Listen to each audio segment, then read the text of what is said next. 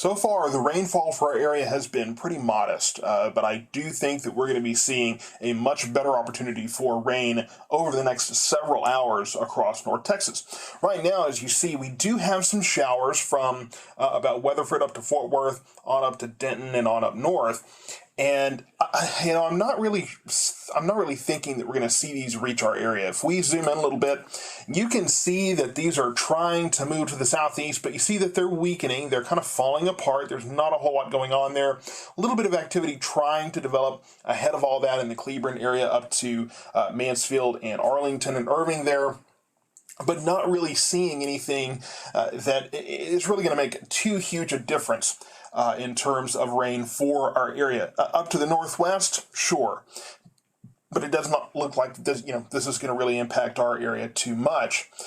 And I had a question a couple of times of whether I think this activity will impact tonight's forecast at all. It doesn't look like it will. I don't think that we're going to see this affect us at all. I think that we're going to see this primarily die out before it moves in, and it may bring some cloud cover first part of the day. I still think we'll have plenty of afternoon heating to destabilize the atmosphere ahead of what we will see tonight. So let's talk a little bit about that forecast and kind of what we're expecting to see.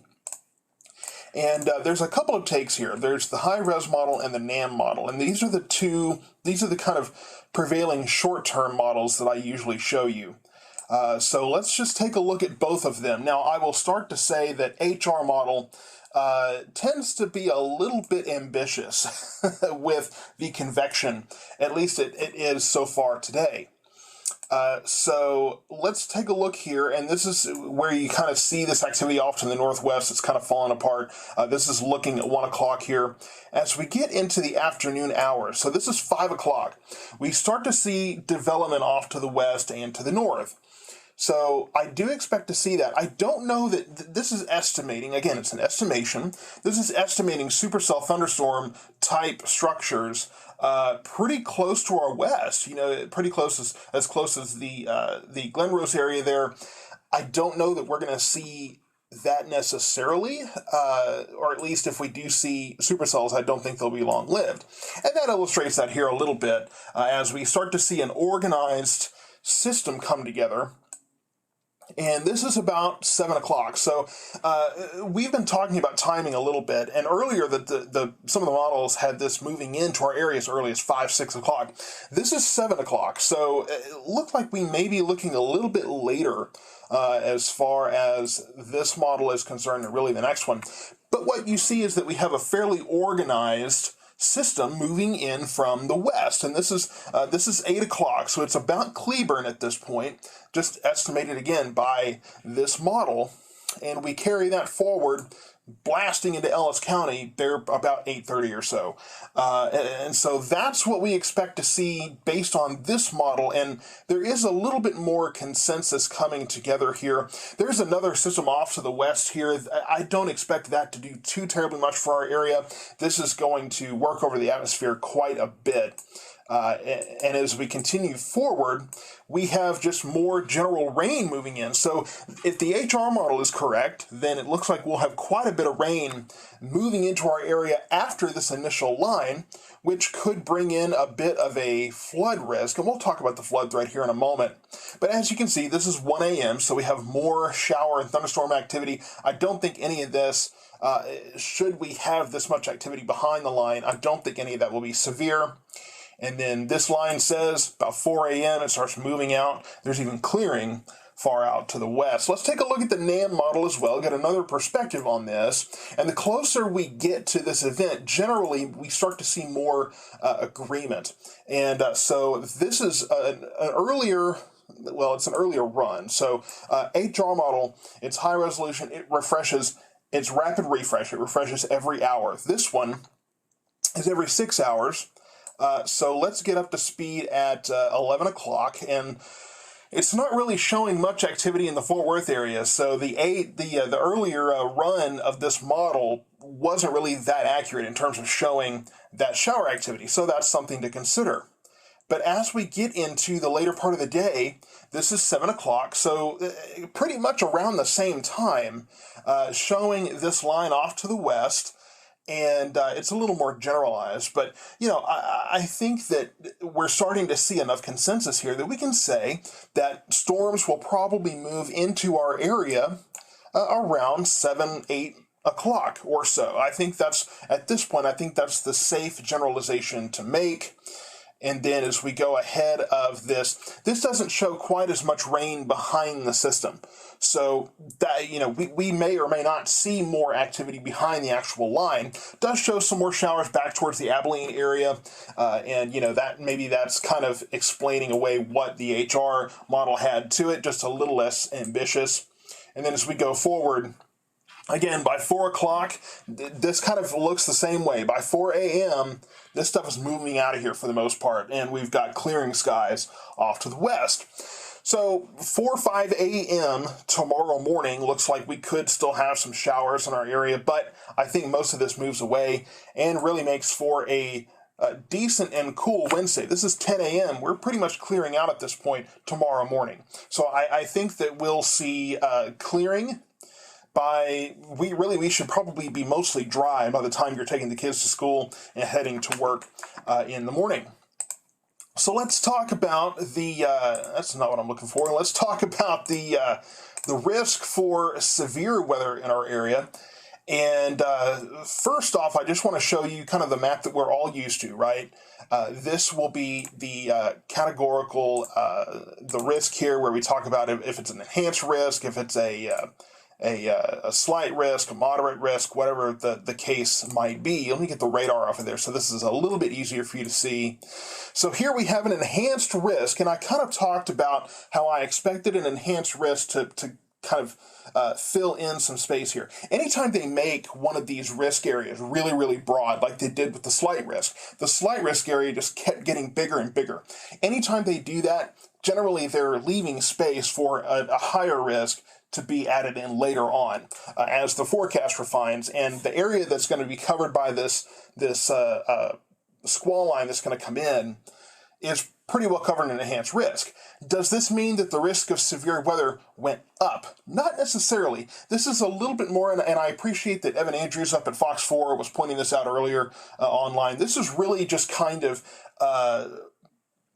I guess putting more in stone and putting more forcefully stated that we are looking at that squall line. And really what happens is you have a forecast that becomes more certain,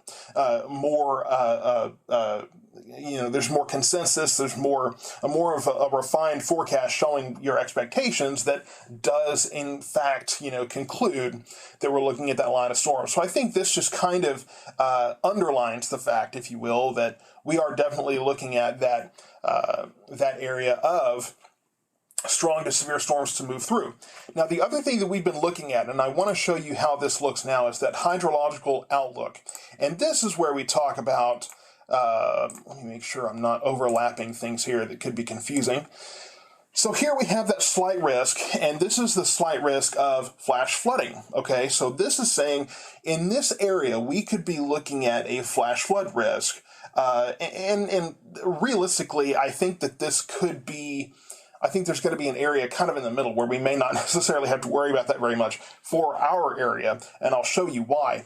Off to the west, we've had more rain. Off to the east, you have a lot more creeks and rivers and things in that area. You have the Trinity River right here, starts in Dallas County, comes down, forms really the eastern border of Dallas County and goes on down, and then you just have generally more of a flood risk to the east here than our particular area.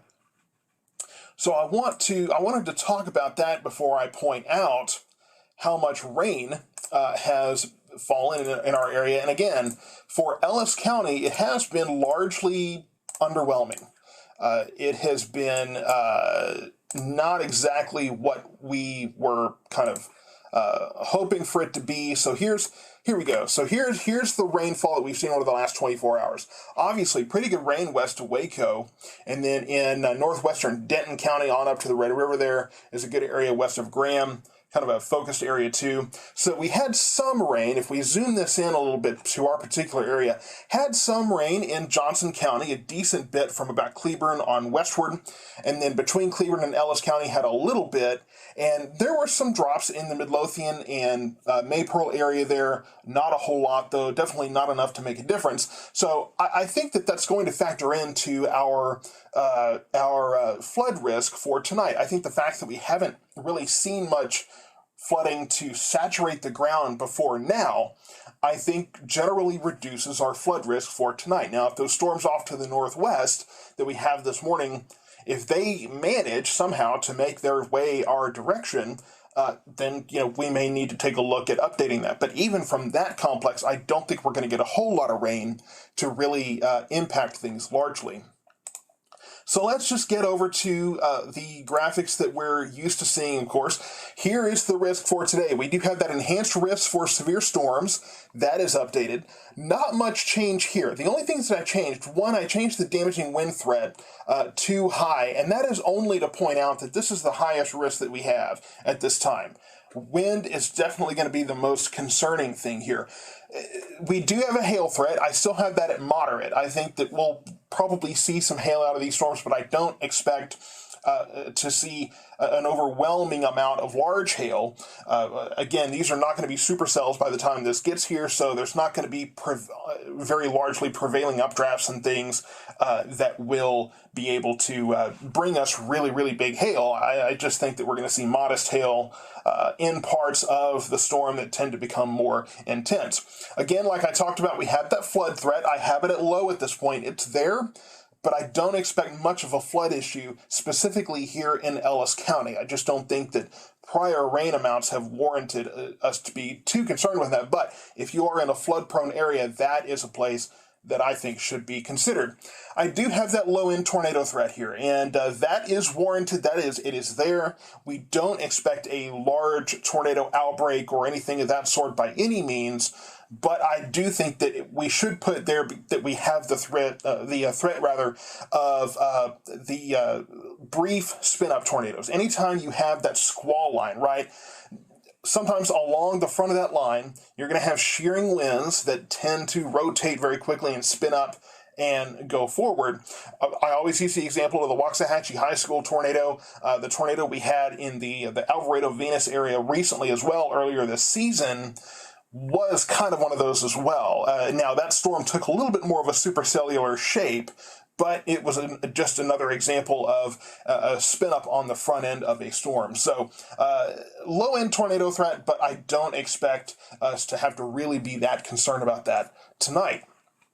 So let's talk about this forecast, kind of where we expect things to go. 90% chance of showers and thunderstorms. That could probably be 100, but I didn't want to put 100 there and something really wacky happen with the storms tonight.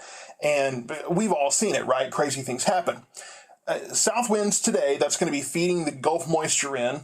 And we do have this cold front coming in, so the storms are going to be ahead of the cold front. The cold front will come in overnight. 73 degrees tomorrow for our high, low 70s generally. And you can see that is a little bit cooler. It's not a massive cold front, but it's enough to bring us down to the low 30s, kind of bring the humidity down a little bit, make tomorrow kind of a pleasant day. 20% chance of showers just in the morning. I think that's really going to be left over for the most part from what we're seeing tonight. Overnight lows Wednesday, 57 degrees, and then up from there, we're in the 80s. Thursday and Friday, and we're back in the 90s by the time the weekend comes in. So unfortunately, we are warming up back to those 90-degree points. Summer is coming in. Waxahachie ISD schools, and I think some of the other schools around the area the schools are out on Thursday, and I think some on Friday possibly. And, the temperatures are going to reflect the arrival of summer. So stay tuned for more updates throughout the day of what we expect to see tonight. I do think we'll see severe thunderstorms. I do think we may see a severe thunderstorm warning as those come through. We do have the potential for a few spin-up tornadoes on the leading edge, and that's across North Texas. That's not specifically Ellis County. So those will be isolated on the front of the line, and we may not even see any in our area. The biggest risk is going to be some large hail, mostly those damaging winds on the front end of that line. Go to elliscountyweather.com for the latest forecast information, but make sure you're following on Facebook, Twitter, Instagram, and YouTube for all the latest updates throughout the day, as well as live coverage of severe weather tonight.